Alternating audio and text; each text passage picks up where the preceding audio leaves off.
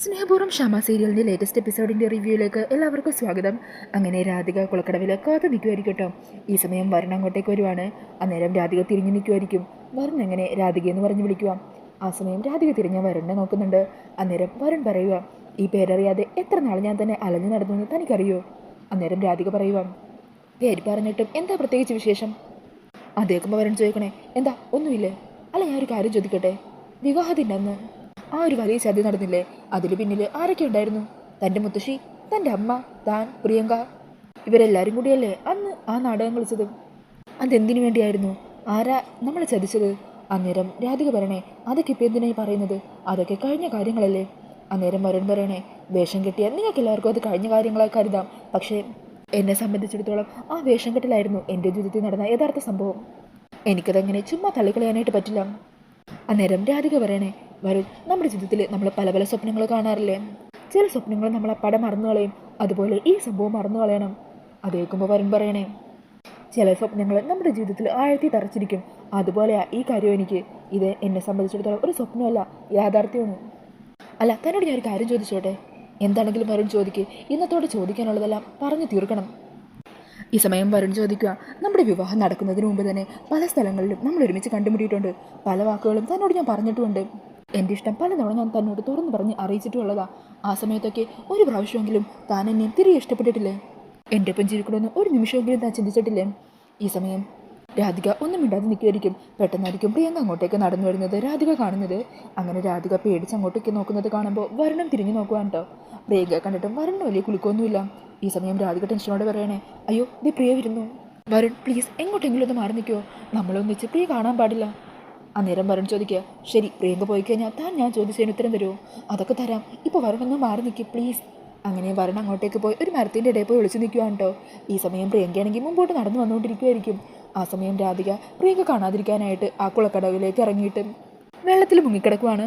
അപ്പോൾ ആ കാഴ്ച കാണുമ്പോൾ വരുൺ വല്ലാതെ പേടിയാകുവാണ് കേട്ടോ. ഈ സമയം പ്രിയങ്ക അവിടേക്ക് വന്ന് അവിടെ മുഴുവൻ അടിച്ചു കിടക്കുക. അവിടെയാണെങ്കിൽ ആരെയും കാണുന്നില്ല കേട്ടോ. ചേട്ടാ, ഇവിടെ ആരെയും കാണുന്നില്ലല്ലോ. ഈ സമയം വരണാണെങ്കിൽ രാധികയ്ക്ക് എന്തെങ്കിലും പറ്റുമെന്ന് ഒരു ടെൻഷനോട് നോക്കിക്കൊണ്ട് നിൽക്കുമായിരിക്കും. അങ്ങനെ പ്രിയങ്ക അവിടെ ആരെയും കാണാതെ തിരികെ പോകുവാണ് കേട്ടോ. ഈ സമയം വെള്ളത്തിൽ നിന്ന് പെട്ടെന്ന് രാധിക പൊങ്ങി വരുവാണ്. അത് കാണുമ്പോൾ വരുൺ ആശ്വാസമാവുന്നത്. പക്ഷേ കരയിലേക്ക് കയറാൻ തുടങ്ങുമ്പോഴേക്കും രാധികയ്ക്ക് പെട്ടെന്നൊരു ബോധക്ഷയം വന്ന് വെള്ളത്തിൽ മുങ്ങിപ്പോകുവാണ്. അങ്ങനെ വെള്ളത്തിൽ മുങ്ങിക്കൊണ്ടിരിക്കുന്ന രാധികയെ കാണുമ്പോൾ വരുൺ അങ്ങോട്ടേക്ക് ഓടി വന്ന് രാധികയെ വെള്ളത്തിൽ നിന്നും പൊക്കിയെടുക്കുവാണ് കേട്ടോ. ഈ സമയത്താണെങ്കിൽ രാധികയുടെ ബോധം മുഴുവൻ മറഞ്ഞു പോകുവാണ്. വരുൺ പലതവണ രാധികേനെ വിളിക്കുന്നുണ്ട്. എന്നിട്ട് രാധികയെ നെഞ്ചോട് ചേർത്ത് പിടിച്ച് നിൽക്കുവാണ് വരുൺ. പിന്നീട് കാണിക്കുന്നത് രാത്രിയാണ് കേട്ടോ. രാത്രിയായിട്ടും ഇത്ര നേരമായിട്ടും രാധികയെ കാണാത്ത കാരണം യശോദ രാധികയെ തിരഞ്ഞ് അമ്പലത്തിലേക്ക് വന്നുകൊണ്ടിരിക്കുക. എൻ്റെ ഈശ്വര, എൻ്റെ മോൾ ഇത് എവിടെയാണ് പോയത്? ഞാൻ എല്ലായിടത്തും അന്വേഷിച്ചല്ലോ, ഈ കുട്ടി ഇത് എവിടെയാണ് ഉള്ളത് എന്ന് പറഞ്ഞ ടെൻഷനോടുകൂടെ അമ്പലത്തിൻ്റെ പരിസരത്തിലേക്ക് വരുമ്പോഴായിരിക്കും അവിടെ അമ്പലനടയിലിരിക്കുന്ന രാധികേനെയും വരുണിനെയും കാണുന്നത്. ഈ സമയം രാധികയാണെങ്കിൽ മയങ്ങിക്കിടന്ന് വരുണിൻ്റെ മടിയിൽ തന്നെ കിടക്കുവാണ്. വരുണാണെങ്കിൽ ടെൻഷനോട് കൂടി രാധികയുടെ തലയിൽ ഇങ്ങനെ തടവിക്കൊണ്ടിരിക്കുകയാണ് കേട്ടോ. ഈ കാഴ്ച കണ്ട യശോദ ആകെ അങ്ങ് ഷോക്കാകുവാണ്. ഈ സമയം വരുൺ അവിടെ ഇരിക്കുന്ന ഒരു മൊന്തയിൽ കുറച്ച് വെള്ളം എടുത്ത് രാധികയുടെ മുഖത്തേക്ക് തളിക്കുക. ഇടോ, താന്ന് കണ്ണ് തുറക്കടോ. ഈ നടയിലുള്ള വിശ്വാസം കാരണോ തന്നെയും കൂടി ഞാൻ ഇങ്ങോട്ട് വന്നത്. ഇവിടെ വെച്ച് താ കണ്ണ് തുറക്കുമെന്ന് കരുതി, പക്ഷേ ഇനി എനിക്ക് കാത്തു നിൽക്കാനാവില്ല. തന്നെയും കൂടി ഞാൻ ഹോസ്പിറ്റലിലേക്ക് പോകുക. അങ്ങനെ പറഞ്ഞ് വരുൺ എണീക്കാൻ തുടങ്ങുമ്പോഴായിരിക്കോട്ടെ രാധിക പതിയെ കണ്ണ് തുറക്കുന്നത്. അങ്ങനെ കണ്ണ് തുറക്കുന്നതും രാധിക പെട്ടെന്ന് വരുണിനെ കാണുമ്പോൾ വരുൺ എന്ന് പറഞ്ഞ് അറിയാതെ അങ്ങ് വിളിച്ചു പോകുവാണ്. ആ സമയം വരുണിന് ഒത്തിരി സന്തോഷമാകുക. എടോ, താൻ കണ്ണ് തുറന്നല്ലേ, എനിക്ക് സന്തോഷമായി.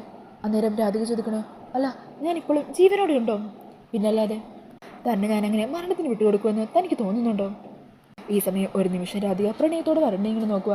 എന്നിട്ട് പെട്ടെന്ന് തന്നെ രാധിക വരുണിൻ്റെ കൈ തട്ടി മാറ്റുവാണ് കേട്ടോ. ഈശ്വര, നേരെ ഇത്ര കിട്ടിയോ? എന്നെ വീട്ടിൽ അന്വേഷിക്കും, ഞാൻ പോകുക. അന്നേരം വരുൺ പറയണേ, താൻ ഒറ്റയ്ക്ക് പോകണ്ട, ഞാൻ തന്നെ വീട്ടിലാക്കാം. ഏയ് വേണ്ട, അതൊക്കെ പ്രശ്നമാകും, ഞാൻ ഒറ്റയ്ക്ക് പൊക്കോളാം. ഈ സമയം വരുൺ പറയണേ, അതെ രാധിക, ഇനി ഇതുപോലുള്ള അബദ്ധങ്ങളൊന്നും ഒരിക്കലും കാണിക്കരുത്. പ്രിയങ്ക നമ്മളെ ഒരുമിച്ച് കാണുന്നെങ്കിൽ കണ്ടോട്ടെ എന്ന് വിചാരിക്കണം. എനിക്കതിൽ ഒരു കുഴപ്പമില്ല. പ്രിയങ്ക എന്നല്ല, ആര് കണ്ടാലും എനിക്കത് ഒരു പ്രശ്നവുമില്ല. അതേക്കുമ്പോൾ രാധിക പറയണേ, പക്ഷേ എനിക്കത് പ്രശ്നമാണ്, എൻ്റെ കുടുംബത്തിനത് പ്രശ്നമാണ്. വരുൺ, ഞാൻ വരുണിനോട് ഒരു കാര്യം പറയാം. ഭഗവാന്റെ ഈ നടയെ വെച്ച് വരുൺ എനിക്കൊരു സത്യം ചെയ്യണം.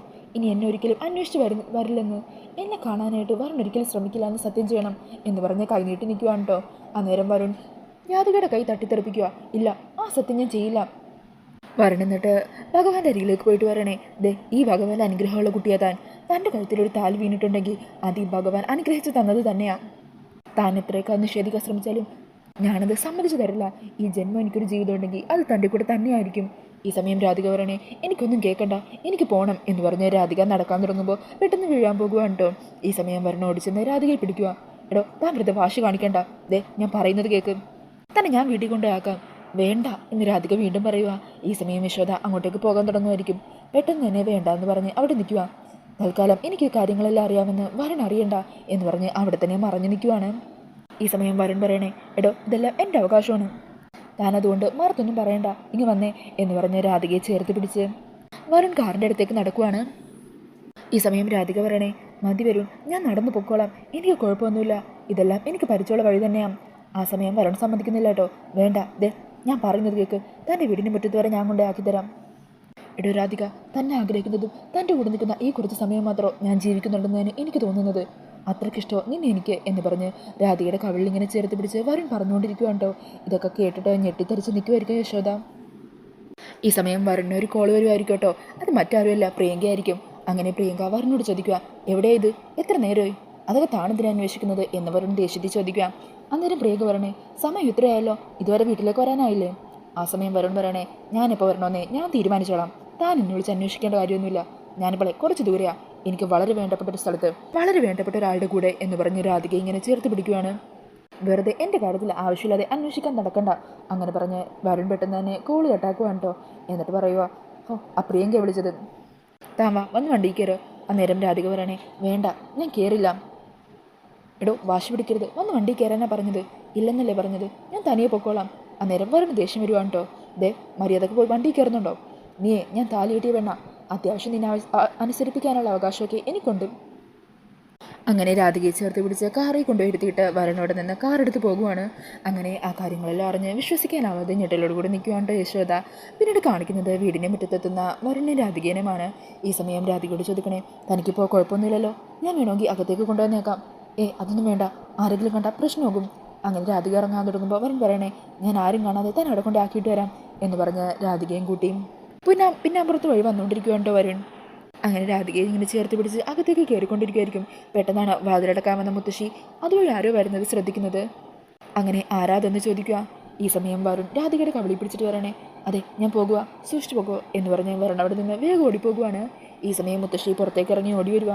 ആരാടി നിൻ്റെ കൂടി പോകുന്നത്, ആരാ ഇവിടെ ഓടിപ്പോയെന്ന് ചോദിച്ചത് കേട്ടില്ലേ എന്ന് പറഞ്ഞ് മുത്തശ്ശി പുറത്തേക്കൊക്കെ പോയി നോക്കുവാണ്. എന്നാരെയും കാണാൻ പറ്റിയില്ല കേട്ടോ. അന്നേരം മുത്തശ്ശി ചോദിക്കുക, നീ ആരുടെ കൂടെ ആയിരുന്നടി ഇത്രയും നേരം, എല്ലാം കഴിഞ്ഞപ്പോൾ അവൻ നിന്നെ കൊണ്ടാക്കാൻ വന്നതാണോ, പറയടി എന്നൊക്കെ ദേഷ്യത്തോടെ മുത്തശ്ശി ഇങ്ങനെ ചോദിച്ചുകൊണ്ടിരിക്കുകയാണ്. ഈ സമയം മുത്തശ്ശിയുടെ വാക്കുകളൊക്കെ കേൾക്കുമ്പോൾ രാധികയ്ക്കും വല്ലാതെ ദേഷ്യവും സങ്കടമൊക്കെ തോന്നുന്നുണ്ട് കേട്ടോ. അങ്ങനെ ദേഷ്യത്തോടെ നിൽക്കുന്ന രാധികയെ കാണിച്ചുകൊണ്ടാണ് ഇന്നത്തെ എപ്പിസോഡ് തീരുന്നത്. അപ്പോൾ ഈ ഒരു റിവ്യൂ ഇഷ്ടമായിട്ടുണ്ടെങ്കിൽ മറക്കാതെ വീഡിയോ ഒന്ന് ലൈക്ക് ചെയ്യണേ. ഇതുപോലുള്ള കൂടുതൽ റിവ്യൂസിനായിട്ട് ഈ ചാനലൊന്ന് സബ്സ്ക്രൈബ് ചെയ്ത് സപ്പോർട്ട് ചെയ്യണേ. താങ്ക്